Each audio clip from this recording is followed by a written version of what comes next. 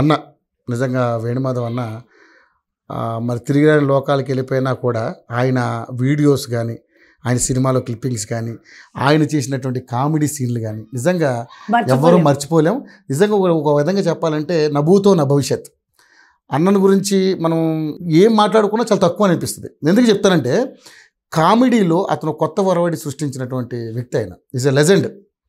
అన్న గురించి అన్న వీడియోస్ అన్ని చూస్తున్నప్పుడు ఇప్పటికీ కూడా కొన్ని వీడియోస్ చూస్తుంటే చాలా ఆనందం అనిపిస్తుంటుంది, మనస్ఫూర్తిగా నవ్వుకుంటాం.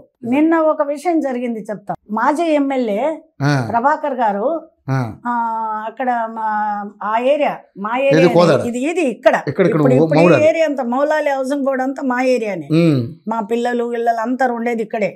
మా మనవలు మనవరాళ్ళు కొడుకులు కోడళ్ళు అంతా ఇక్కడే. అయితే ఏమన్నారంటే అమ్మ అదే ఏదో మా మాటకు ఫోన్ చేస్తే అమ్మ మీరా వేణుమాధవ్ మదరా అమ్మ మీతో నేను మాట్లాడుతుంటా, మీరు మాట్లాడకండి అమ్మా, నేనే మాట్లాడతా.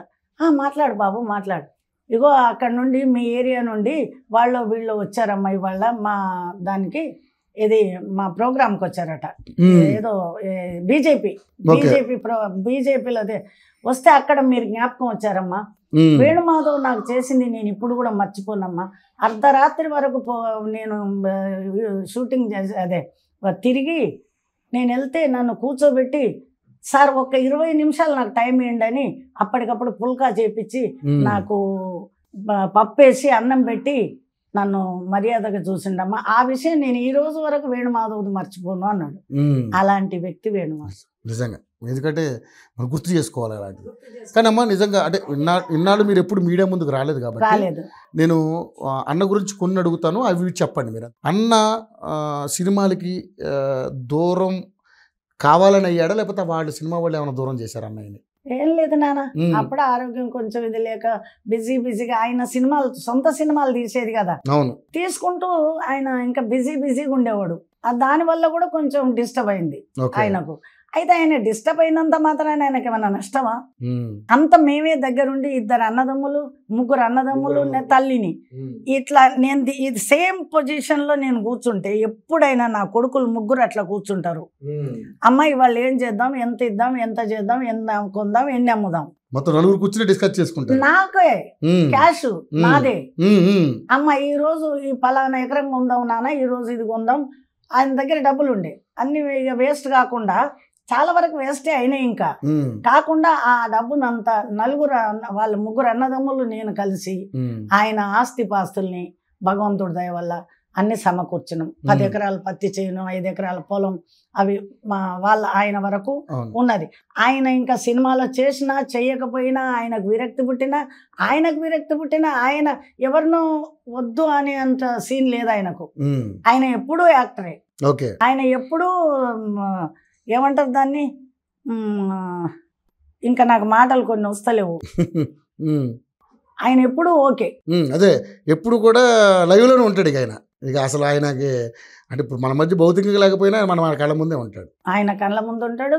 తర్వాత 24 గంటలు ఆయన మేము చెప్పిన మాట, ఈ షర్ట్ బాగలేదు నాన్న, ఈ షర్ట్ వేసుకుని ఎందుకు వెళ్తున్నావు అంటే అప్పటికప్పుడు ఆ షర్ట్ ఇడిసి మళ్ళీ వేరే షర్ట్ వేసుకునేవాడు. అయితే గద్దరిచ్చినా కోపడ్డా మమ్మల్ని మించిపోకపోయేది. ఈయన అన్నిటికీ పెత్తనం.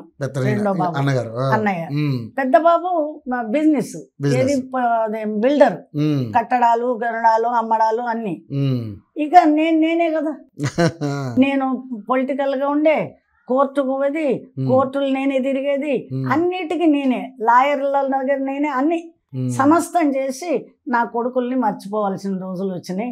సరే అట్లా అయిపోయింది రవి. ఈయన తనికెళ్ళపరని ఏమన్నాడో తెలుసా, ఆయన అమ్మ నువ్వు బాధపడొద్దమ్మా నేను ఏడుస్తుంటా అన్నాడు. ఆయన కారణ జన్ముడమ్మా తనికెళ్ళపరనే గారు, ఆయన కారణ జన్ముడమ్మా అన్నాడు. ఇంకేంటి ఇక నేనేమనుకోవాలి, ఆయన కారణ జన్ముడు, మధ్యలో పోయాడు, ఏం చేసేది ఉంది. అన్న తమ్ముళ్ళు 2 కలిసిపోయారు, ఏం చేసేది ఉంది చెప్తున్నాను. ఆయన పోయిన తర్వాత ఈయన డల్ అయిపోయాడు.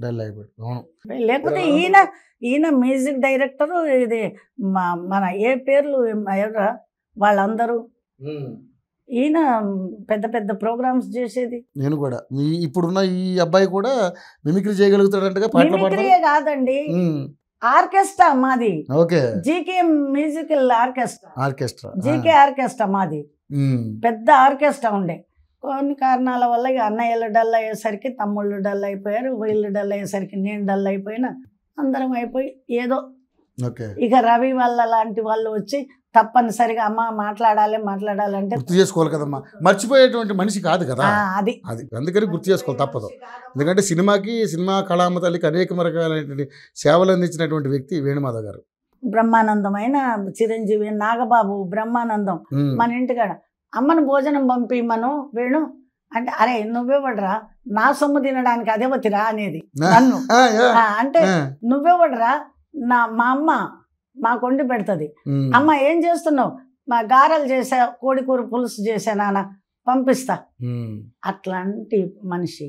అయితే ప్రతి ఒక్కరికి ఆయన ఏం చేసేదంటే నాన్న వేణుమాధవ్, ఎవరికైనా వాళ్ళ ఇబ్బంది ఉందంటే డబ్బులు ఇవ్వకపోయేది, వాళ్ళకి కావాల్సిన సరుకులు అవి నెలకు సరిపోయేటి ఇంటికి పంపించేది, భార్య బిడ్డలకు డబ్బులు ఇచ్చి పంపించేది. ఎందుకంటే డబ్బులు ఇస్తే వీళ్ళు ఖర్చు పెట్టుకుంటారు, వాళ్ళకి నెలకు కావాలని. అయితే అలాంటి స్వభావం శ్రీదేవికి ఉందే. మన యాంకర్ శ్రీదేవి మిమ్మల్ని ఫస్ట్ ఇంటర్వ్యూ చేసినామా